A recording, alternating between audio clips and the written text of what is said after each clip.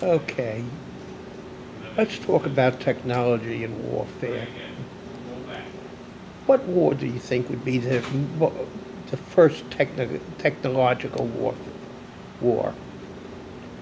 You could think back, there are a lot of wars. We could go to the Revolutionary War. We could go to the War of 1812. We could do the Napoleonic Wars. Or we could hit a lot of stuff. None of those, by the way, have anything to do with technology. They were all fought the way wars have been fought for years. Men walking or on horses, shooting guns. So the guns were brought in a long time ago. That was the only technology with the guns, and they weren't very good. Then we come a little bit later.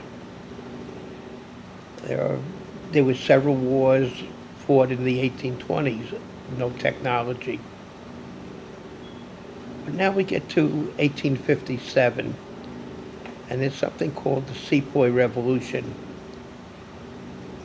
in India. Now, what happens here? Well, something strange.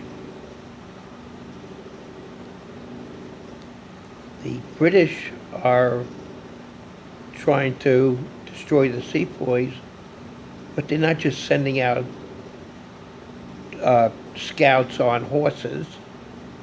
They're using a new thing, a telegraph. They've used the telegraph to save people. They use the telegraph to determine in some cases, where to send troops. Of course, the British won that war. Then we have the Crimean War. Again, they did use the telegraph. What they did do in this case, they extended the telegraph line from Romania across the Black Sea to Crimea. So that, for instance, the British troops were able to contact the War Department and get supplies that they needed. It was much faster than sending messengers and ships, and it worked. And then Napoleon III, who at that point was the Emperor of France, he went ahead and he tried to be like his uncle and be a great leader of troops. Unfortunately, he wasn't. But that's another story, and we're not going to get into this. And of course, you have the American Civil War, which will come back into a minute. Then you have then you have some small wars in Europe. You have the Spanish-American War. Again, not too much in any of those wars. Of course, you have the wars in Southeast Europe. Nothing. And until World War One, well, now you start seeing technology. You have telephones, telegraphs, even the airplane. You also have submarines. And there's a lot of technology involved. But the question is, was this the first technology war? And the answer is no. You notice I skipped the Civil War. The U.S. Civil War was was the first war that involved technology on a large scale. And I'm not talking just in armament. Let's go over let's go over the involvement of technology in the Civil War. Technology starts from underseas to the Navy to many things with the Army to the air. No war has ever seen such an involved technology before. The next war that really saw all this technology and then some was, of course, World War One. So let's take a look. We could start off very simple technology. The U.S. Army developed signal flags, semaphore flags, for use in the field. This is very simple. There were two flags, and you held it at eight different.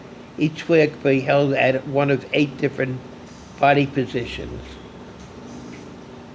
So, the combination of the two gave you enough positions, had more than enough position to cover all 26 letters of the alphabet, and also punctuation marks if you wanted to put in. Excuse me. There was another thing with this. This was developed just before the Civil War, and one of the officers that was trained in doing this defected from the U.S. Army and went to the Confederate Army and started using the Confederate Army. Both sides started using it, and they were able to read each other's messages since they used the same system. But here was technology that wasn't used before. You could use these signals flags over several miles, so you could get orders to troop between a commanding officer and many of his troops.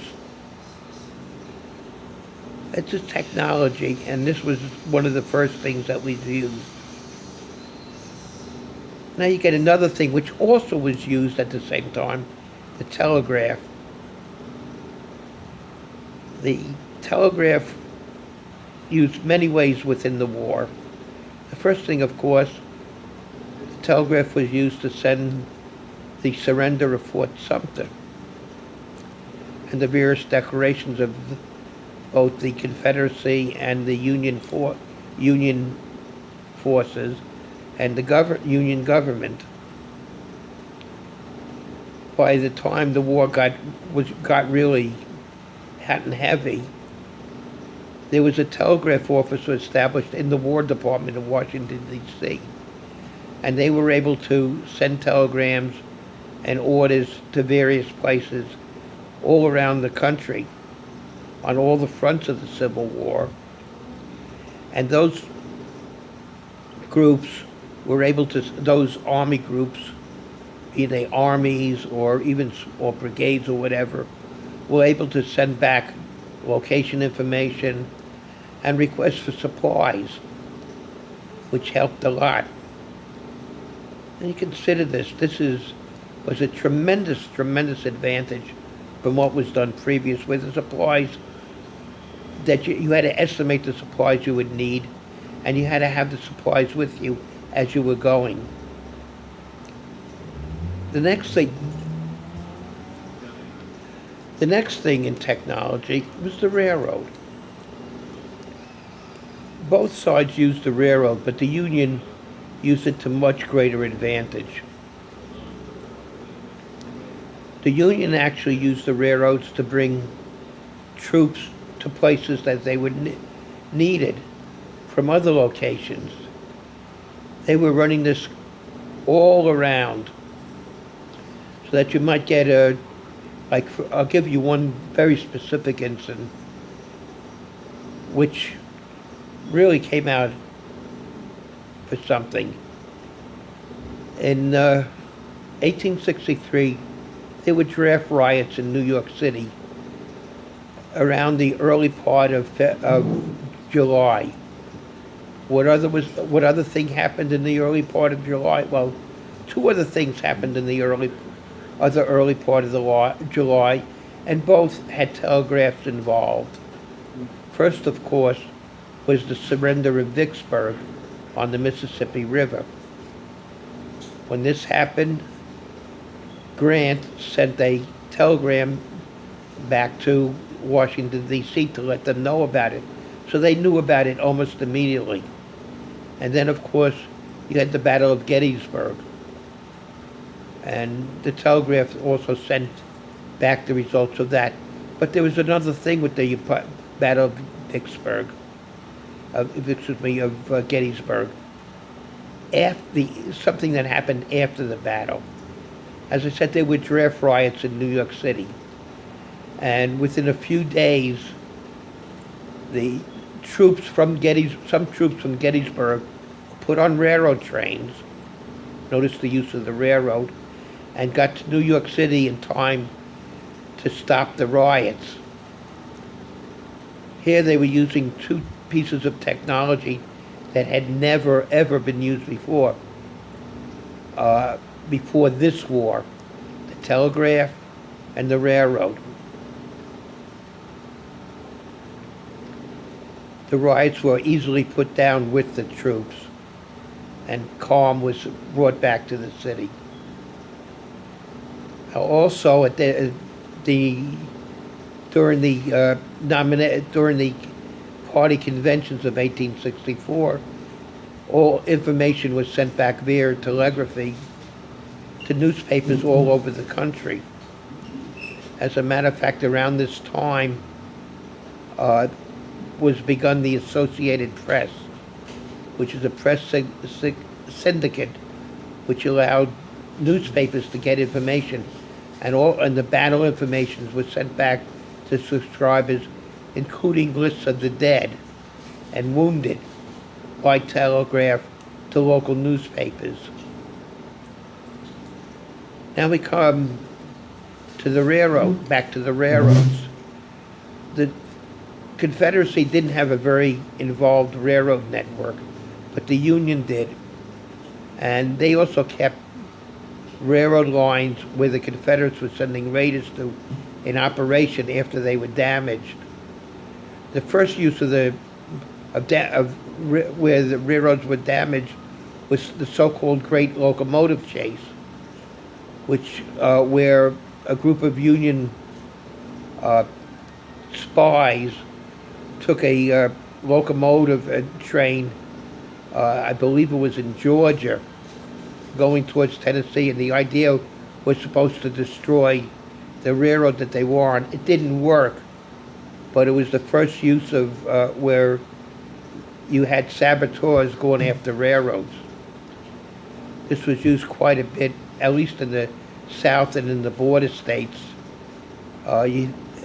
for and against the Union and the Confederacy. The Union, however, established something else.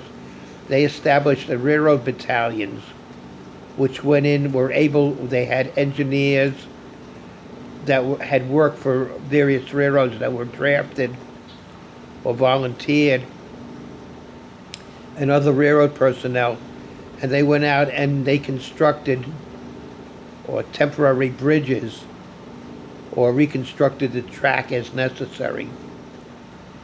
In this way, the Union was able to keep the railroad system working to supply troops that were in battle, because these lines were near the battlefields.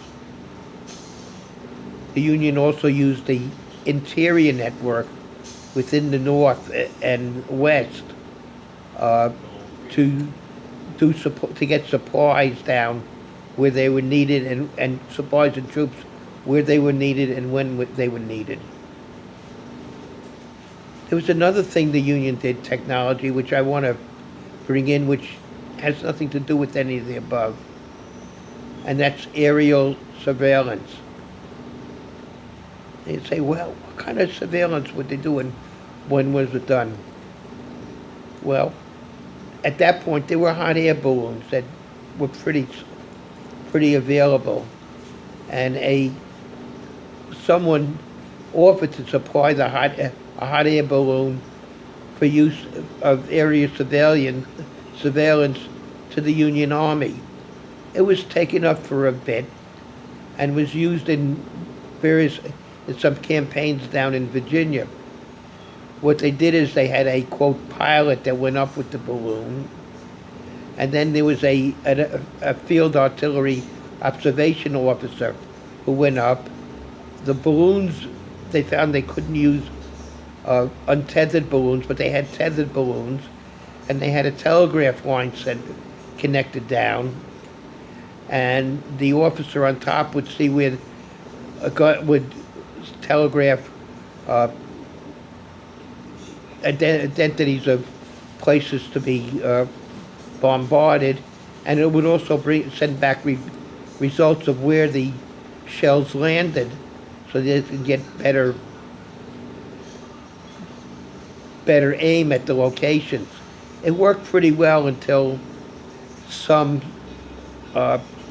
in the Army refused to pay the balloon pilot what he demanded.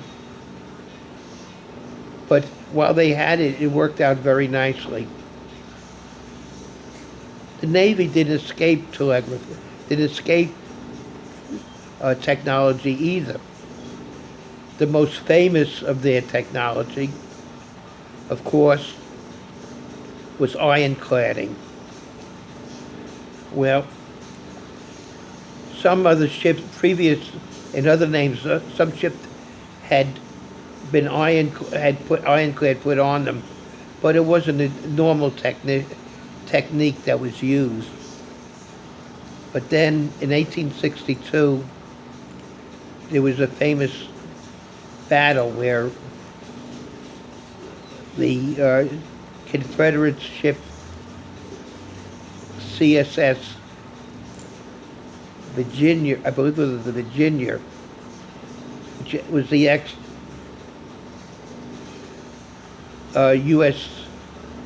U.S. Navy ship, the USS Merrimack, the Confederates put ironcladding on and used to go against Union ships out of Norfolk, Virginia, which the Confederate Navy controlled at that point. They actually destroyed several ships without the Virginia, the Confederate ship, being damaged. But then, of course, we remember the Monitor, which was designed by Erickson, came down, and they fought the battle to a draw. At that point, the Confederates went back into the Navy Yard. Later on, the Union took over the Navy Yard, and the Merrimack was burned down to the waterline and never rebuilt again. And lastly but not leastly, underseas. There were actually 2 submarines that were built in Charleston Harbor in 1863. These submarines were supposed to be used, or were used, to actually sink the federal United States fleet of United ships that were blockading Charleston Harbor. The first one just sunk, didn't accomplish anything. The second one did blow up, did put a torpedo on a ship and blow it up, but it also sank. And there was no other use of submarines in the war.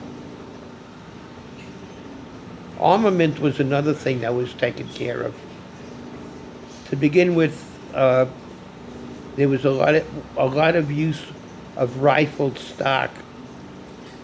This enabled things such as mini balls to be more accurately aimed, and this was a lot of use by both sides. But the Union went a step further. The Union supplied all their officers with Colt revolvers, and by the end of the war, I believe Colt had developed a repeating rifle where you could use the rifle, it would hold bullets, and you could use it without reloading 3 or 4 times. The Confederates never did anything like that. And I did forget one other little thing. IEDs. People this hadn't been done before, but the Confederate raiders and some other of their people started putting improvised explosive devices, which today we call mines, in the roadway to get it to explode as the Union troops were coming down. This, however, was stopped by something which now would be illegal. What the Union troops did, they sent the captured Confederate troops ahead of them. And if they went over a mine or an IED at that point, so be it. That's not allowed under the present rules of laws. I hope you found this interesting. And if so, you'll be able to write me there. I have an email address that will be listed. Thank you very much. Have a good evening.